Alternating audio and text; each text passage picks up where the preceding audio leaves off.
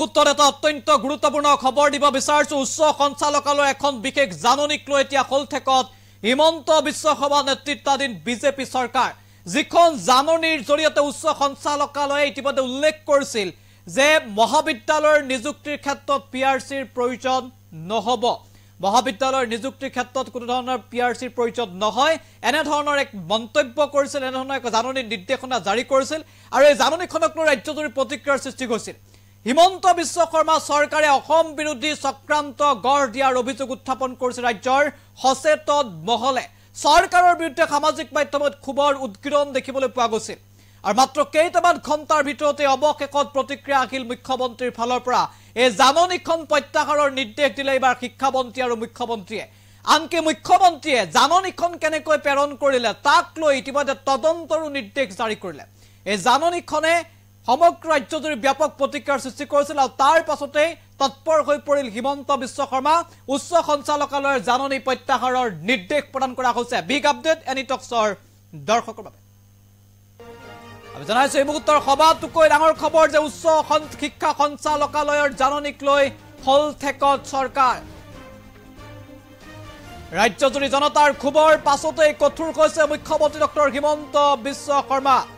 মহাবিদ্যালয়ৰ নিযুক্তিত পিআৰচি বাধ্যতামূলক নহব বুলি উল্লেখ আছিল এই বিশেষ জাননীখনত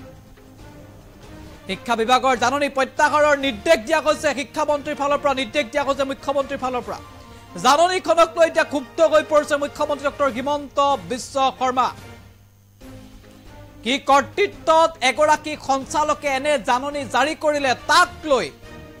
প্ৰশ্ন মুখ্যমন্ত্ৰী শিক্ষামন্ত্ৰী ৰনোজ পেগুক তদন্ত কৰাৰ নিৰ্দেশ দিলে হিমন্ত বিশ্ব শৰ্মাই মহাবিদ্যালয়ৰ নিযুক্তিত পিআৰচিৰ প্ৰসংগক লৈ জাননী জাৰি কৰিছিল উচ্চ শিক্ষা সঞ্চালকালয়ে ডাইৰেক্টৰ অফ হায়াৰ এডুকেশ্যনৰ ফালৰ পৰা এই জাননী জাৰি কৰা হৈছিল জাননীখন যদি সম্ভৱ হয় আমি এই মুহূৰ্তত দেখুৱাবলৈ চেষ্টা কৰিছো জাননীখন আপুনি ভালদৰে চাওক এই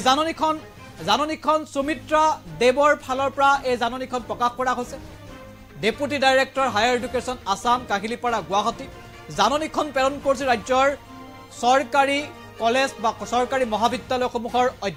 অধ্যক্ষলৈ প্ৰেৰণ কৰা হৈছে জাননীখন আৰু অসমৰ প্ৰভিন্সিয়েলাইজ কলেজৰ প্ৰিন্সিপাললৈ যিখন জাননী প্ৰেৰণ কৰা হৈছিল য'ত জাননীখনত কোৱা হৈছিল যে এছিষ্টেণ্ট প্ৰফেচাৰ লাইব্ৰেৰিয়ান গেট 3 আৰু গেট 4 এইসমূহ পদৰ বাবে এতিয়াৰে পৰা পিআৰচি বাধ্যতামূলক নহব পিআৰচি অৰ্থাৎ পাৰ্মানেণ্ট ৰেচিডেন্সিয়েল চাৰ্টিফিকেট এই পিআৰচি এতিয়াৰে পৰা প্ৰয়োজন নহব বুলি কৈছিল বাধ্যতামূলক নহব বুলি কৈছিল এই জাননীখন সামাজিক মাধ্যমত চৰ্চিত হৈ পৰিছিল লগে লগে ৰাজ্যজুৰি প্ৰতিক্ৰিয়াৰ সৃষ্টি হৈছিল প্ৰশ্ন উঠিছিল যে অসম চৰকাৰে বা বিজেপি চৰকাৰে অসম বিৰোধী চক্ৰান্ত কৰিব বিচাৰিছে নেকি বহিৰাগত লোকক অসমৰ মহাবিদ্যালয়সমূহৰ চাকৰিত নিযুক্তি দিব বিচাৰিছে নেকি চৰকাৰে কাৰণ যদি পিআৰচি বাধ্যতামূলক নহয় তেতিয়াহ'লে এই যিজনে চাকৰি পাব তেওঁ কোন ৰাজ্যৰ হয় তেওঁ ক'ৰ বাসিন্দা হয় সেয়া জনাটো একেবাৰে অসম্ভৱ হৈ পৰিব যাৰ বাবে প্ৰশ্ন উঠিছিল